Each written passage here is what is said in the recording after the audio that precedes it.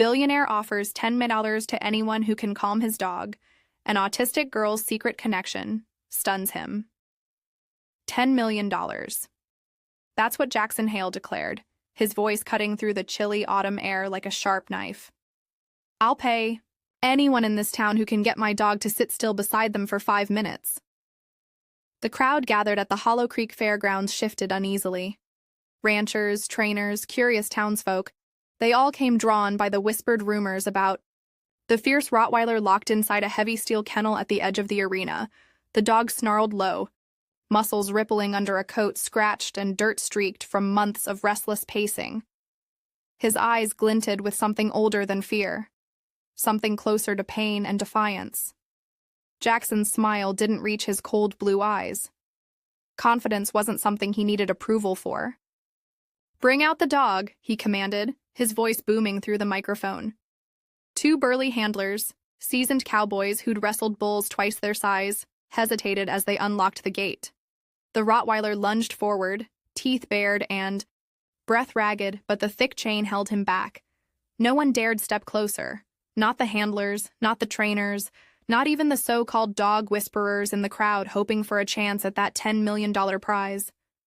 Among the murmuring onlookers, nobody noticed the small figure quietly stepping forward. 11-year-old Emma Collins clutched a worn notebook close to her chest.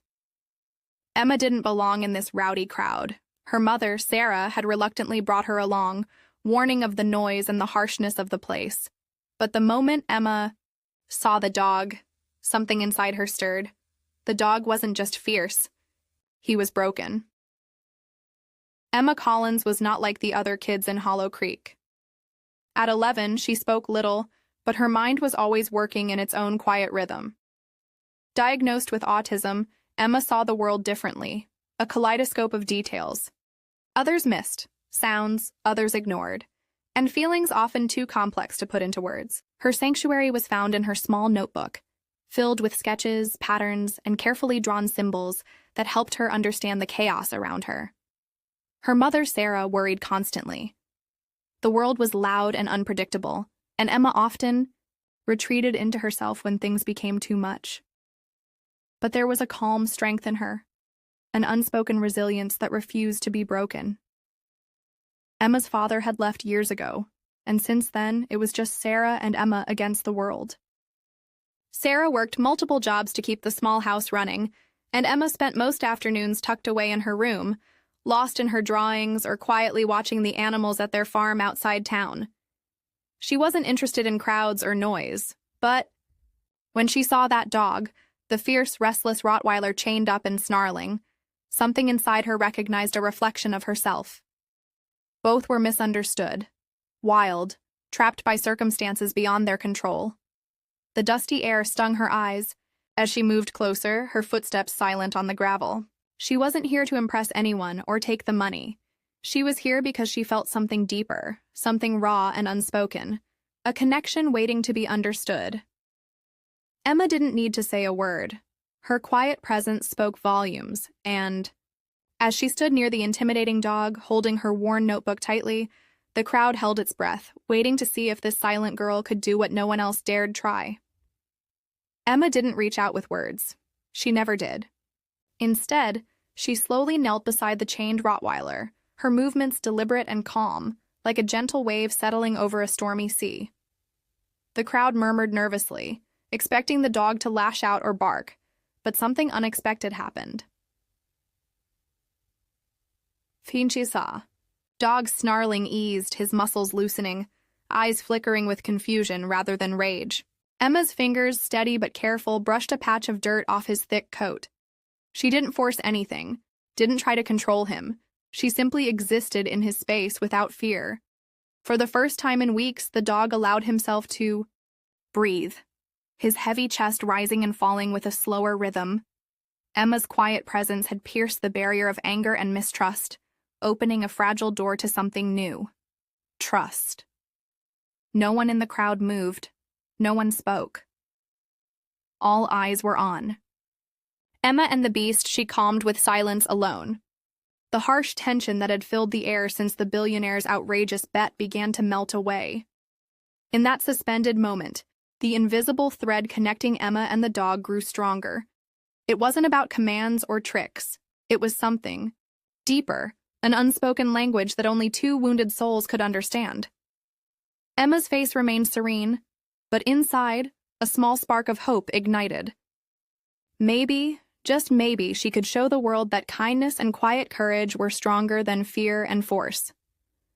The crowd's uneasy silence shattered like glass when Marcus Sterling, the billionaire behind the bet, stepped forward. His sharp eyes narrowed as he watched Emma's silent breakthrough, disbelief twisting his face. "You're lucky that dog's unsettled," he sneered, voice cold and cutting. "Don't get cocky, kid. That beast's a ticking time bomb." Behind him, murmurs of doubt rippled through the crowd. Ranchers exchanged skeptical glances. Trainers whispered about how the dog's past trauma made him unpredictable. The atmosphere thickened with tension. What Emma had done was remarkable, but Sterling wasn't ready to admit defeat. 5 minutes. That's all you've got, Marcus announced, his tone like a gauntlet thrown down. If that dog moves a muscle, you walk away empty-handed. Emma's calm resolve didn't waver. She simply nodded, eyes locked on the dog she had just started to reach. But from the edges of the crowd, other challengers stepped up, their faces lined with doubt and hunger for the prize. Men who'd tried and failed before, each more desperate than the last. As Emma sat there, the dog's growls slowly returned, the battle between fear and trust raging in his eyes. Sterling's guards hovered nearby, ready to intervene. The pressure mounted, not just from the dog's unpredictable mood, but from the heavy gaze of a billionaire unwilling to lose his bet. Every second stretched, every movement scrutinized. Emma's silent connection faced its toughest test yet. The world was watching, waiting for that fragile breakthrough to shatter, exposing her as just another hopeful lost in the chaos. But deep down, Emma knew this was more than a bet. It was her chance to prove that sometimes the quietest hearts hold the fiercest courage. The crowd held its breath as the minutes ticked by like an endless drumbeat. Emma sat motionless, her eyes never leaving the dog's fierce gaze.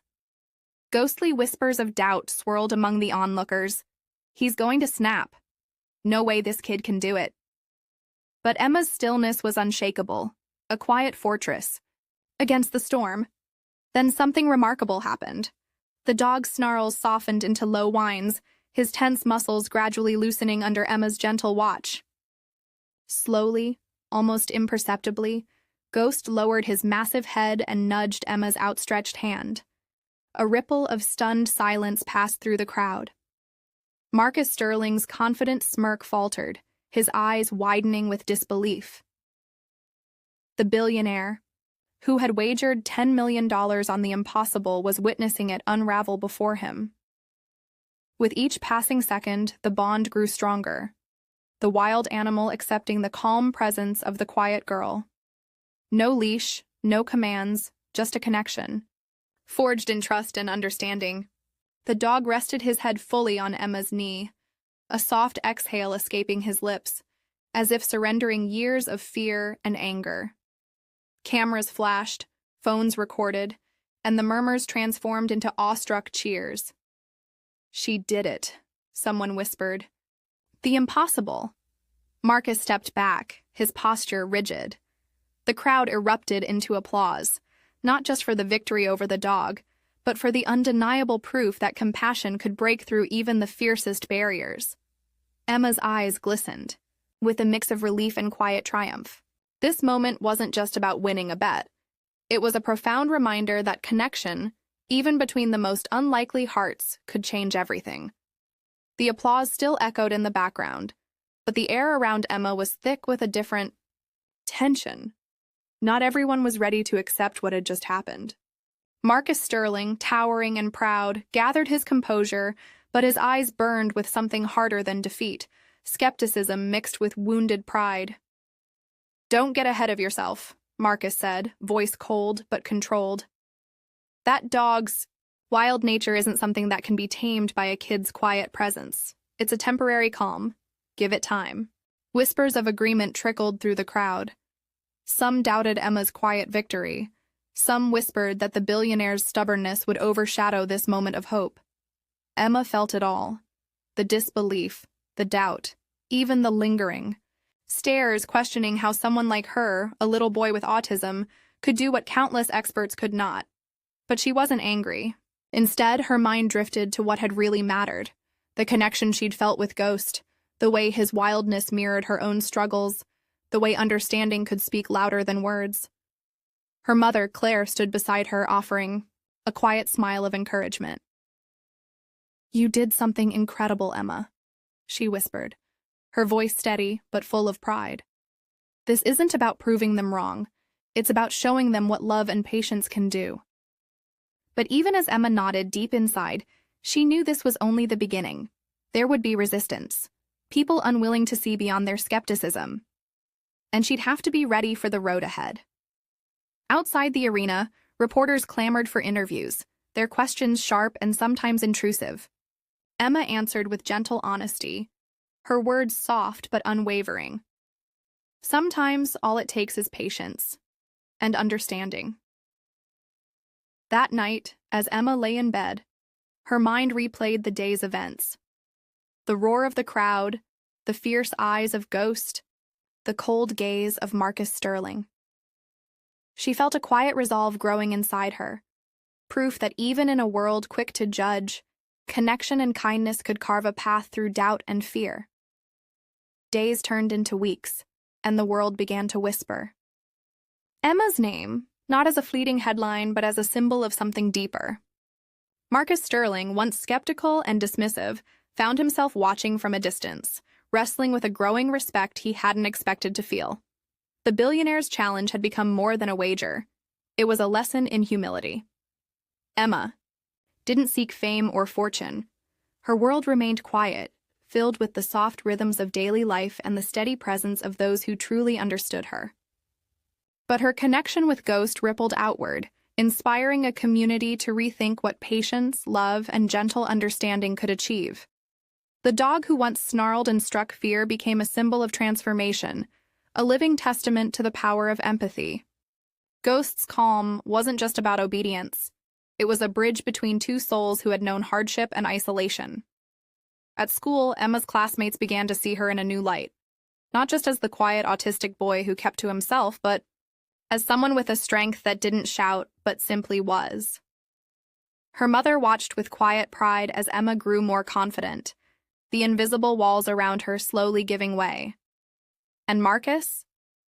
He quietly reached out, offering to support therapy programs for children like Emma, humbled by the lesson learned from a boy who taught him about patience in the loudest way possible. The $10 million bet was forgotten by many, but the legacy Emma left lingered, proof that sometimes the quietest voices have the strongest impact, and that true connection can transform even the wildest hearts.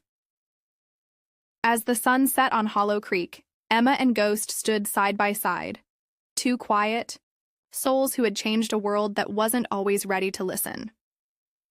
If this story touched your heart, don't forget to smash that thumbs up and hit subscribe for more unforgettable, emotional, and viral true stories. We want to hear from you. Drop a comment and tell us, where in the world are you watching from?